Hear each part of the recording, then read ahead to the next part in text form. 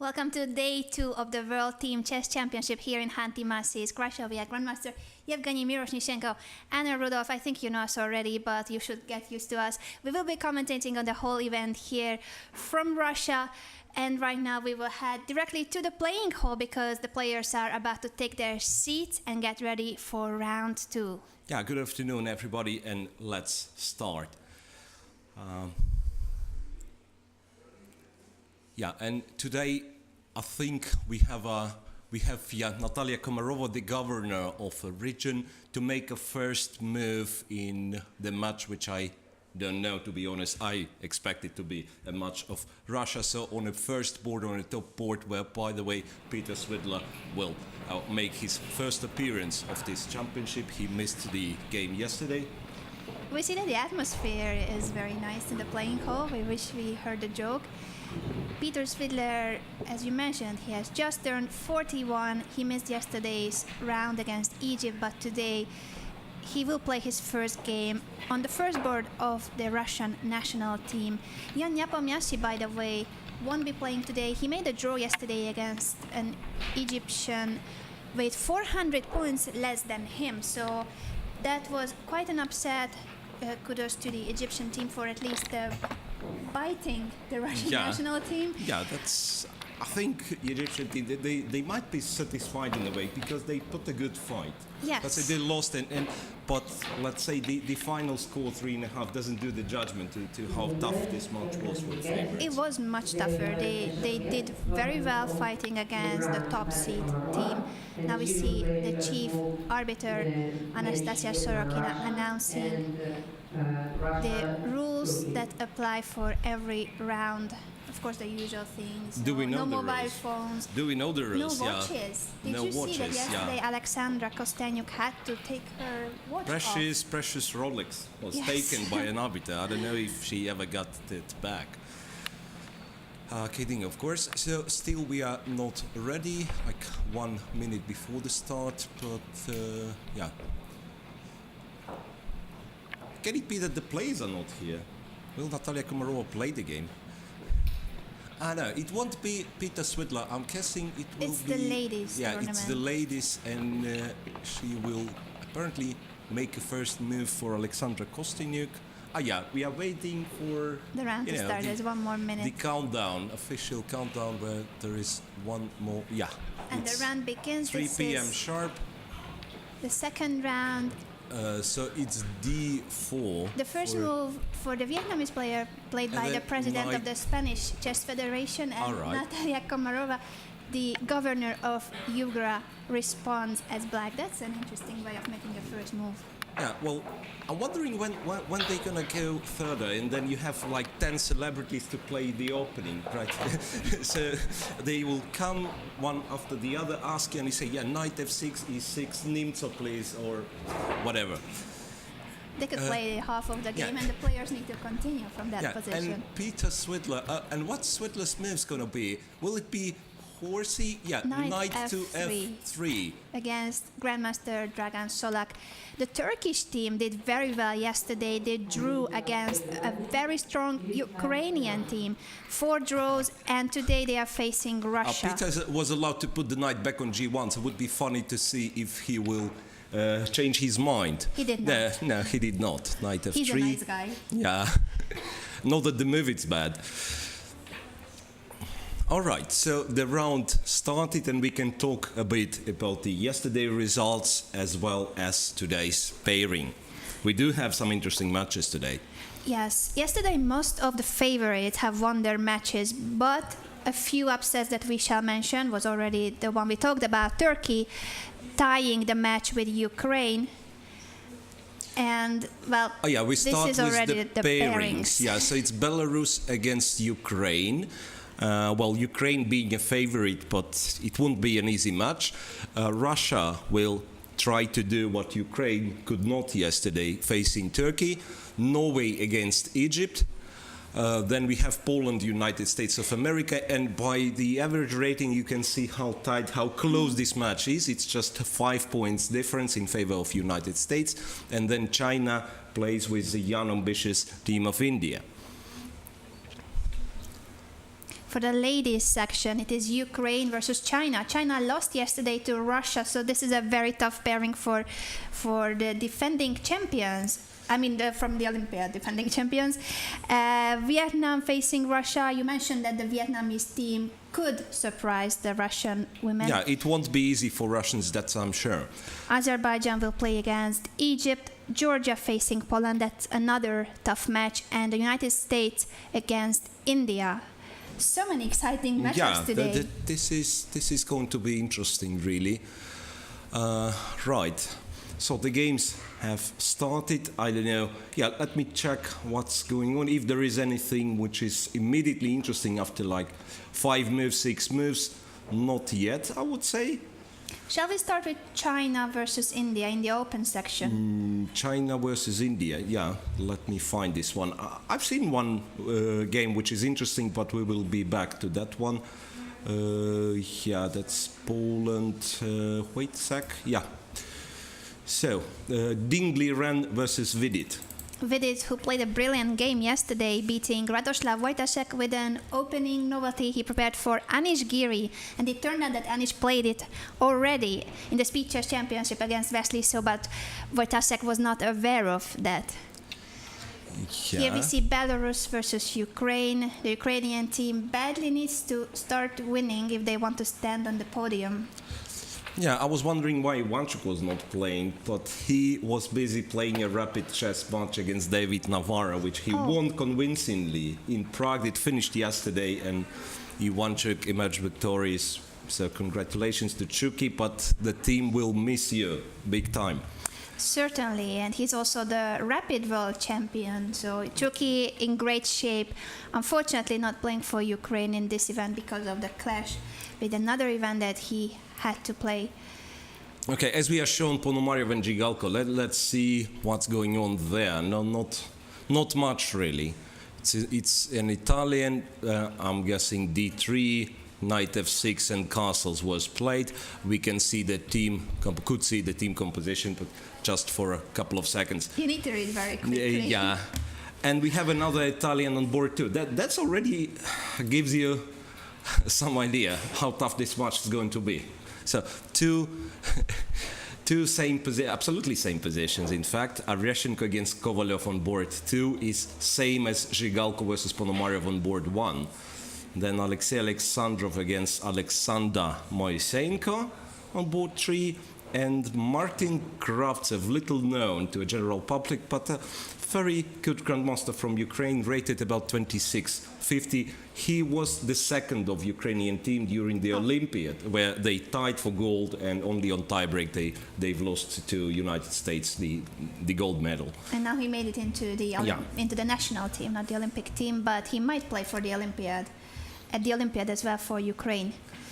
I also see there the captain of the Ukrainian team here in the left corner, if I'm correct. Yeah, that's him, Alexander Sulipa, who, well, he used to work with Vasily Ivanchuk, but as a trainer. As a trainer, right?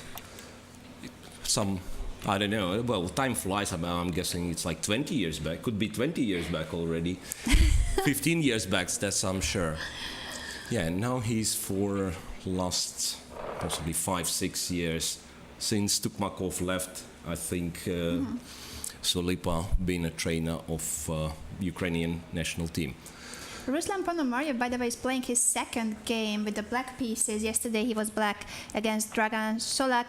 He had a pawn-up rook endgame that you said that it was a winning rook endgame. It was winning, so he has all the reasons to be unhappy with himself, because technique was always his strong side, and all of a sudden he let it slip when it was already that close.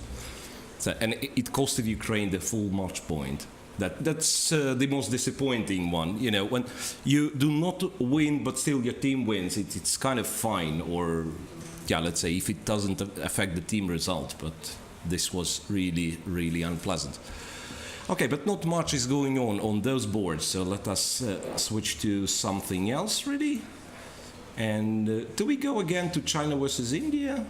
Let's make do a that. second try. I think Dingley ran Vidit.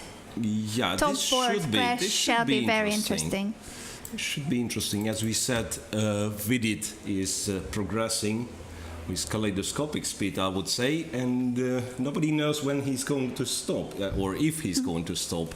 And the same goes for Ding Liren, who is just Absolutely. raising his rating, and now he's number 9 on the live rating list. So Ding Liren is the highest rated player of the World Team Championship. Second is Peter Svidler, number 14 on the rating list. And I think we will also see many more Chinese players getting close to the top 10 or entering the top 10. Right. And remember yesterday I told about this new fashion of transposing from one opening to the other. So it was knight f3, c5, and then Ding Liren plays e4. So he's happy with Sicilian. He probably didn't go 1 e4 because, well, some various moves were possible. e5 comes to mind, let's say. I don't remember we did playing e5, 1 e5. So c5 and then 2 e4, knight of variation, h3 was played. Very, very fashionable line, and one of two black's main responses, e6. So e5 is another option, of course. e6, g4, bishop to e7. So this kind of leads to the positions which are characteristic for so-called Keres attack after Scheveningen. So e6, white plays g4. This defines so-called Keres attack with the clear intention to play g5 later on. And well, here one might argue that h3 is not the best, let's say, not the best way. If the pawn would have been already on g4, I would probably go g5 and h4 instead of h3. But still, white keeps his kingside intentions, and this can develop into something interesting. Anyway, it's not a Berlin with rook e1, which is relieving already. At least. What about the rest of the boards in this match, China versus India? Yeah, Atiban, after he's lost, well, he still got a credit from a team, so they trust in him, and he's playing again. Atiban is... India, by the way, as you mentioned, they were leading with 1-0 yesterday against Poland, thanks to Vidit's brilliant game against Wojtaszek, but then they lost 2 games and eventually the whole match. Adiban was one of the players that lost, and he was just crushed by the very young Polish player Duda, who has just crossed 2700 on the rating list, and it seems that he is a force to reckon with. It was a position where we thought that there was not much danger already. It was an end game, and suddenly he got Adiban's nicely. king. Okay, he was about to get nicely mated. He had to give the material up. Yeah, that was a really, really nice tactic pulled by Jan Krzysztof Duda. And now I understand the reason why Adiban is playing, because they had 2 players who have lost their game and only one change you can make. So that's pretty understandable. So who is missing the match for India? Karthikeyan. Karthikeyan is missing. He is the youngest player. He was on board 3 and he lost yesterday. It's normal in a team competition, since every team has 4 players plus a reserve, that the player that loses a game or played a very long game might get a rest day the next day. So in case of Karthikeyan, that happened. Adiban, I think they would have made him play even if he was the only one who lost, because that was just a bad game. It doesn't mean that he is not stronger. We saw him playing in the Tata Steel chess tournament, and I think that he will come back. By the way, we were informed by the graphics that those 2 teams played previously in 2011, 2015, and both times China has won the match. But I would make an argument that India is rising, and it's not the same team they had in 2015, never mind 2011. That is very true. We saw the Indian team standing on the podium at the Chess Olympiad in 2014, and they also finished 4th at the Baku Chess Olympiad. And they were leading at some point, so that was really, really great performance in Baku as well. Okay, so what? That's an interesting position here. Atiban versus Yu Yangyi. As we mentioned, Atiban is known to play some, well, tricky lines which are not the mainstream, let's say, of the theory on the highest level. He wants to surprise his opponent. This time he goes for Vienna, g3, bishop c5, bishop g2. I'm not sure of this a7, a6 move. I mean, while there is nothing bad with it, because a6, knight g2, d6, you kind of... it's a prophylactical move against white's idea to play knight a4 to trade this knight for the bishop on c5. Oops, this is not needed. Castles, knight g to e7, so that f7, f5 will be an issue one day. And white has gone knight to d5. So his plan is to play c3 and d4 to fight for the center. In case of a capture, white gets a nice space advantage. I'm guessing about this. I'm thinking about this continuation. Knight takes. It's not much for white. I mean, since a pair of minor pieces got exchanged, black will probably have enough space for all of his pieces, but still it's a pleasant position to play. Right, so black decided not to take on d5, made castle, and we are waiting for this game to develop. Board 3 is Wei Yi versus Sasikhiran. Wei Yi, we talked about him yesterday, the youngest member of the Chinese team, increasing his rating. He's already in the top 20, and I think he will very soon be top 10 player. Although, as you suggested yesterday, that sometimes we are like, well, he is going to be the next world champion. Other times we might think that his development has slowed down. I still believe he's going to be a candidate for world champion. Very promising player indeed.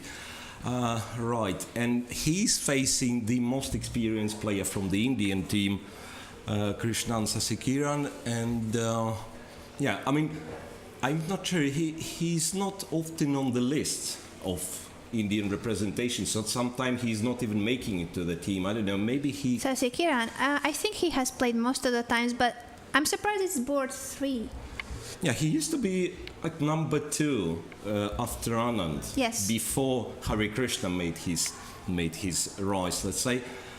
Still very experienced and I believe still strong. By no means you can call him an old player, right? He's the oldest from the very young, very young Indian team. The youngest teams, by the way, are the Norwegian team. I think they are the really youngest if you count the age average. The Indian team is very young as well. The Chinese team, basically there are so many young teams here, you can't really call anybody old. If we see Peter Svidler, he's already a legend and he has just turned 41, so nobody is really old in the field. Okay, and on board 4, somewhat dull opening position between Parimarjan Negi and Li Chao. So it might be, you know, an India's plan for this game to be very, very solid. You know, yeah. So they might put their bet on board 2, I'm guessing, because Atiban with the white pieces is a dangerous player, and then they would try to hold all the other boards. Yeah. The Chinese team, by the way, I think they have a very interesting strategy for this World Team Championship, because they have registered 5 players as any other team, but their 5th board is Yang Wen, a player that is 100 rating points weaker than the rest of his team. So I believe that the strategy of the Chinese team is that they will play always with the same 4 players. All right, but he's still a grandmaster. He's still rated 2600. True, above but 2600. just think how many Chinese players are there with 2700. So they could have had a 5th player that is 2700. Absolutely. They did that a few years ago. I was checking previous World Team Championships, and they didn't win gold when they had 5 stars on the team. But last time they played with 4 very strong players and the 5th one that would barely ever play, and that worked. So this seems to be their strategy for a 9-round event. So I think they might use this one in the match where they will be a clear favorite. Yes, for instance, Egypt, in 2015, the only game that the 5th player had was against Egypt, and he drew that game. So imagine that poor player, he played 1 game and he couldn't even win that one.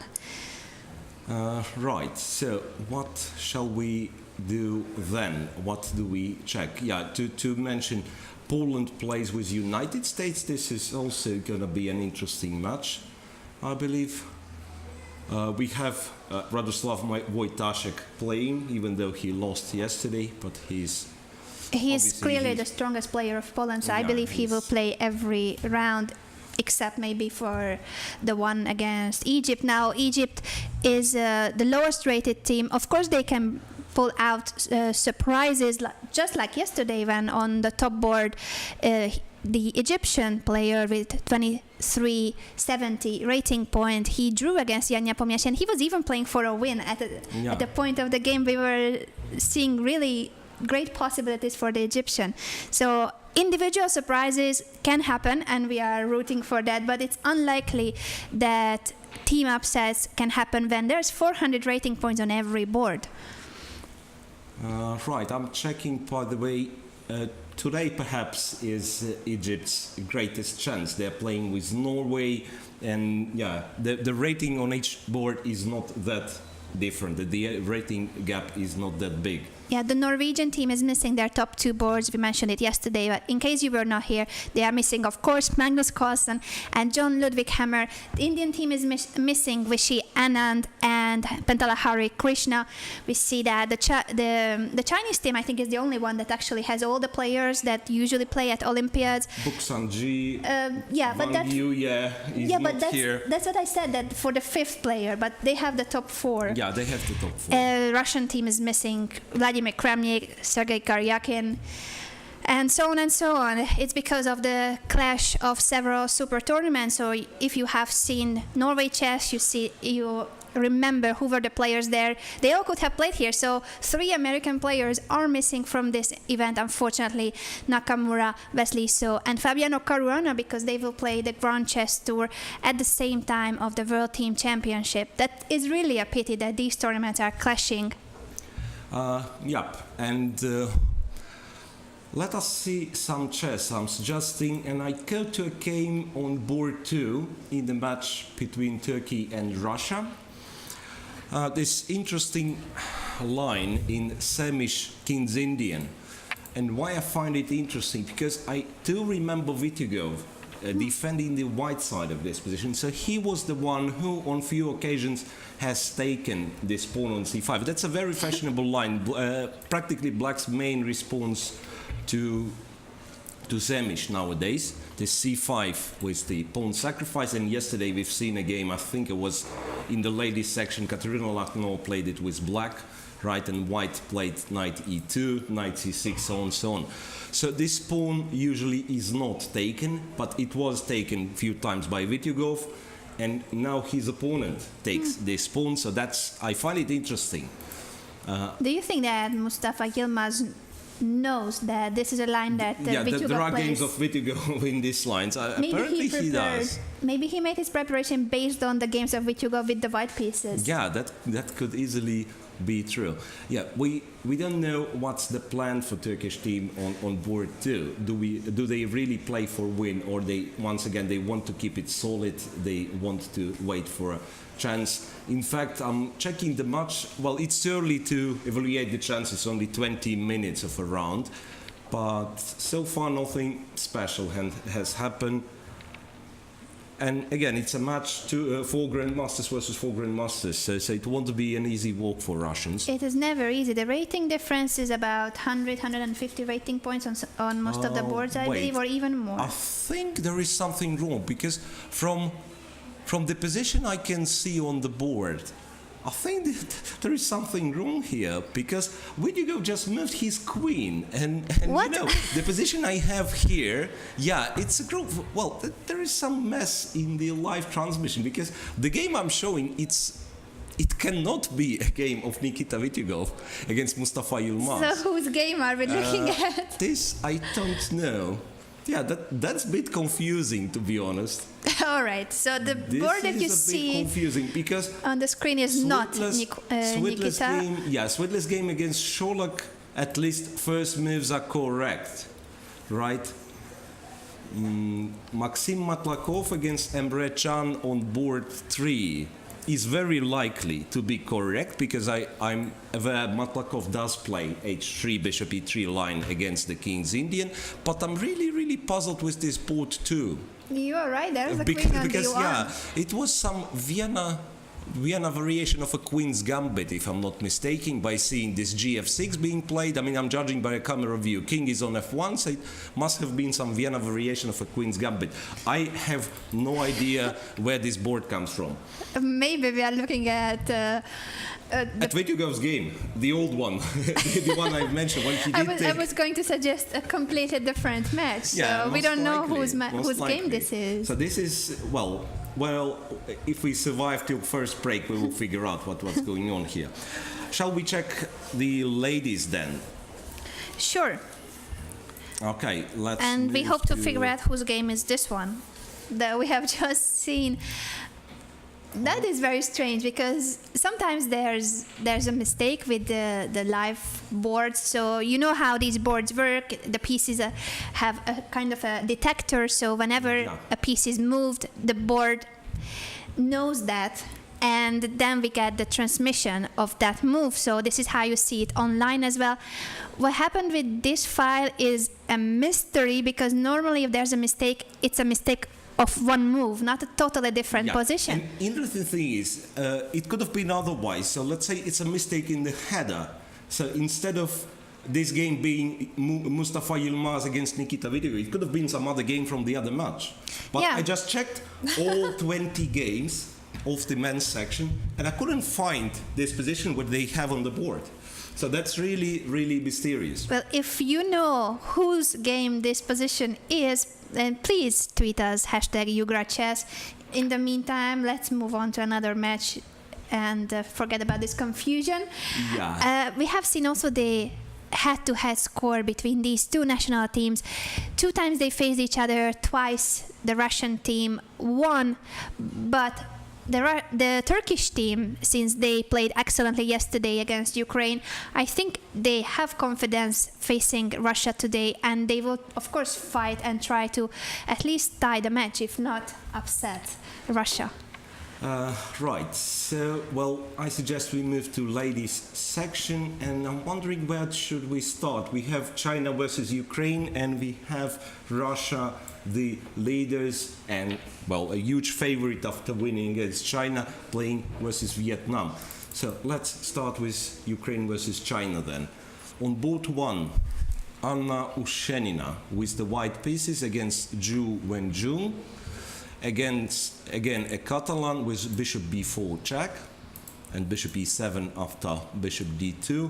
I think Zhu Wenjun plays this one with the both colors. And yeah, recently there have been tons of games in this position. This b3. Yeah, we've seen this one yesterday in Dingley Ren's game, where after bishop a6 he simply played bishop d2 to c1, right? Bishop a6 though is not yet played. That's the position. So basically it's a choice for black between bishop a6, bishop to b7. Well, what's good about bishop a6? You stop for a bit white's development of a knight to c3, because you would simply take on c4. Right. So it's bishop b7, bishop a6, or sometimes they play a7, a5. Then bishop would go to a6 one move later. Then it's Tan Zhongyi with white against Natalia Zhukova. Yeah, here you can see the team composition. China is a slight favorite on every board. Well, but not psychologically after yesterday's match. They lost to Russia 3-1, and all games were decided. That means that 2 of the Chinese players that are in today's matchup against Ukraine, Zhu Wenjun and Tang Zhongyi, they both lost their games. Board 3 was another loss. Zhao Xu, so she is the only one that could get a rest day, but yeah, she blundered badly. She blundered a piece in a long calculation, but normally that shouldn't be a blunder when you have an hour on the clock. Yeah, well, what's interesting, I was always wondering, I mean, yeah, you do give your players, usually you do give a player a rest day after a loss, after a defeat. But after such a game, you know, she's planted a piece on move 15, and then one more day to think about it. How could I blunder a whole piece, you know? So it's really a tricky subject we are talking about. It is true that sometimes it's better not to have a rest after a painful loss. But to try for a revenge immediately. Right, so Tang Zhongyi against Zhukova, and an interesting line was played. That's a Cambridge Springs, so-called Cambridge Springs variation of a Queen's Gambit, defined by this Queen A5 move, or even Knight BD7. You can say Knight BD7 is already Cambridge Springs. Yeah, so Queen A5. There are various funny tricks in this position. I'm guessing something like, how was it? Knight E4, Queen C2. There was some trap. You can lose very, very quickly with white. Yeah, with white, you have to be careful. Of course, our players know what they are doing. Rook to C1, Knight takes, pawn takes, Bishop A3. I think it was played on a very, very high level. This position, I'm guessing Magnus Carlsen had this one, and possibly even with the both colors.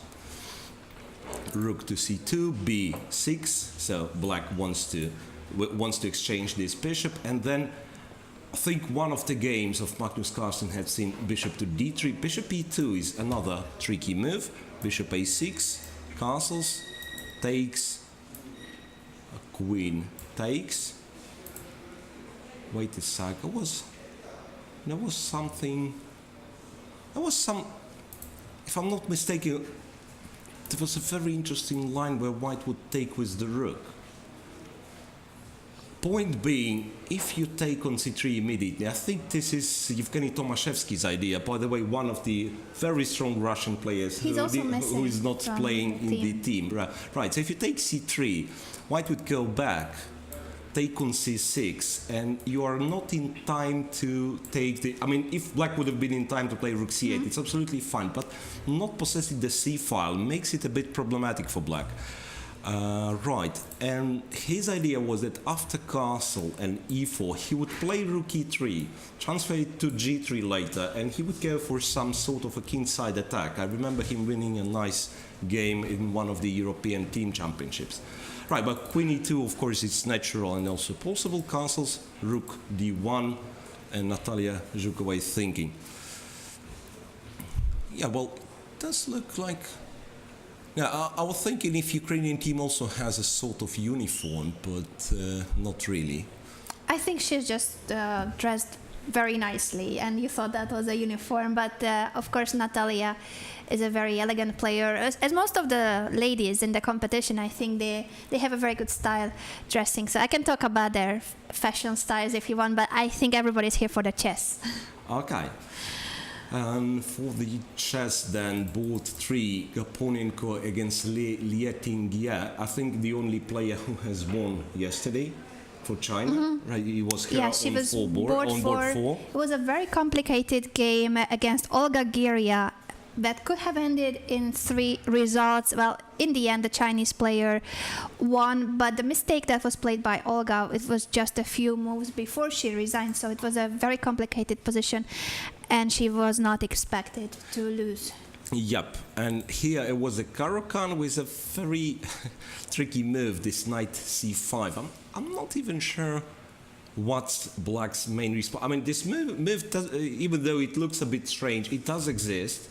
I do remember black playing knight d7 to that, because knight b7 doesn't really lead anywhere. Queen b6 or even queen c7, queen b6, yeah, then takes black wins the pawn back, and this position is acceptable. It's only black that has developed pieces. Yeah, this position is acceptable. I'm guessing after knight d7, white's idea is to play bishop d3, and knight c5 is met with bishop f5, and when you take knight d3, it turns out knight is really nicely placed on d3, fighting against both c5 and e5. So knight controls those squares. Yeah, there were games like this. b6 usually was considered like it's a weakening move.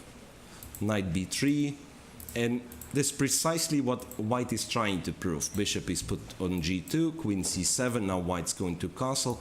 On this diagonal, I mean, black is not really all that comfortable playing c5, so he will have to spend more time, knight to d7, then remove the rook, and only then he can go for c5. So an interesting complex position where I'm not yet sure, but I'm guessing white might be slightly better.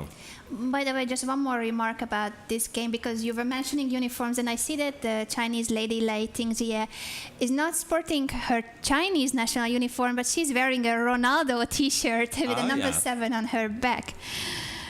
So that's interesting too. I haven't seen that in women's competition often. Yeah, right. And then on board 4, Guo Qi from China and Yulia Osmak from Ukraine. It's her debut for a national team, and yesterday was successful. She was the only player from Ukraine to win, and thanks to her victory, they won the match. So today she's having the black pieces. Another Šlechta was played, Šlechta variation of Slav defense. This time it was with bishop d3. Yesterday we had it with bishop e2. I don't remember which game it was, but it was, remember, some bishop e2 line, right? We checked so many games that we will confuse Bishop who played e2, which. b6, bishop b7. It was something. I mean, in the open section. So this time it's bishop d3, castles. This is a long theoretical line. h3 takes, and then I think kind of the most straightforward attempt was to take on c4, play knight d7, and opt for e7, e5. But e6 is possible. So this is quite solid one. b3, knight goes here, bishop to b2, queen to d1, and queen to c2. I think there was something, how was it called? I think it was Korchnoi to come up. So white will put the rooks here, and then this knight has nothing to do on c3, so turns out. Maneuver it and you will else. maneuver it b1, d2, f3, eventually trying to put it on e5. And then, yeah, this type of positions, actually, yeah, so a few more moves were played, knight went to b6. This type of positions, well, brings you closer to an understanding what kind of advantage two bishops are. Because they say two bishops are superior versus bishop and knight in the open position, right? But how on earth you open the position with white? You can't really go e4 because d4 will be hanging all the time. The thing is, it prevents black from opening the position. So I can easily, yeah, I can easily maneuver. I mean, I'll put the rooks in the center, and then I spend time on maneuvering this knight to a square I want. Because so as I said, it's e5, it takes 4 or 5 moves. Yeah. Whenever black tries something silly like playing c5 or e5, the position gets open and those two monsters starting to work. So what is the plan for black if she cannot open the position? I'm guessing, yeah, this knight is moved to b6 so that the other knight can be moved, and every now and again black will try to play f5. Kind of a getting stone wall. Kind of a stone wall, but the main problem is stone wall. This bishop on c8 is already exchanged, and white doesn't have enough control over e5 square, which is the case of in a stone wall. So I think this might be playable. Say after rook d1, even here, maybe knight h5 is an alternative. I'm not sure if g4 is such a great move for white. But say I go knight d7, and this, I don't think it's all that dangerous. Even if my knight is forced to c8, I don't think it's all that dangerous. Knight on c8 might be not that bad, because now I'm ready for e5, I'm ready for b7, b6. If white goes e4, all of a sudden this knight proves to be quite useful. I go knight f6 and there is no knight d6. For instance, a position like this, one might say white has a pair of bishops and a space advantage, but you know, bishop on b2 is not doing all that much. This one is potentially a weak pawn, and yeah, this knight will find itself on d5 very quickly, while a pair of knights would be very, very useful for white in this position, so the knight could get to d6, whatever this one leaves from c8. Without an extra pair of knights, it's just a nice position for black to play. So altogether, very tough match for both teams. Of course, China is under pressure, being a favorite, and after a lost match yesterday. They can't lose another match, and even maybe a tie would mean that they cannot win gold anymore. Of course, this would mean that the Russian team keeps on winning matches. We can't claim that the Russian women's team is already winning the championship, but yesterday's victory was so important. Yeah, that was a really, really huge step. So let's check what Russia's doing. We have against Vietnam. yes. So Pham Le Thao from Vietnam. I think I've seen her in many events. She was successful in Asian individual. I remember her playing in Asian team competitions. So this lady's known, right? And very solid. Just look, it was this London system. I would say not the most precise moves order here for white. I mean, if you want to play London, interestingly enough, I would claim that bishop f4 on move 2 is more precise. Because you not necessarily want to play knight f3 right after. Yeah, so the thing is this one. Here, you go e3, and after e6, you play knight d2, not knight f3. Because the problem is that after knight f3, bishop d6, the usual move with knight on d2 would be bishop g3, but here knight e4 is possible, and I can take on g3 with the knight. So not that this is not playable for white, but yeah, with knight d2, it's more precise to play bishop f4 d6, first. bishop g3, right? And then black is in a bit of an awkward situation, because if he takes, he opens the file for the rook, right? And even sometimes I would play f4 and only then knight to f3. Anyway, so that's what we get. c5, e3, knight c6, quite a straightforward play from Kostyniuk. So, well, the statement is the following. You pretend to be to play Slav defense with white, so I'm ready. I'm ready to be in the driver's seat. I'm ready to play as white usually plays in this position. So knight d2, c takes, e takes. This I'm not sure about, to be honest. So we are heading to a very strange Carlsbad structure with colors reversed. Queen b6. Knight b3. Knight b3. This I do not really approve, to be honest.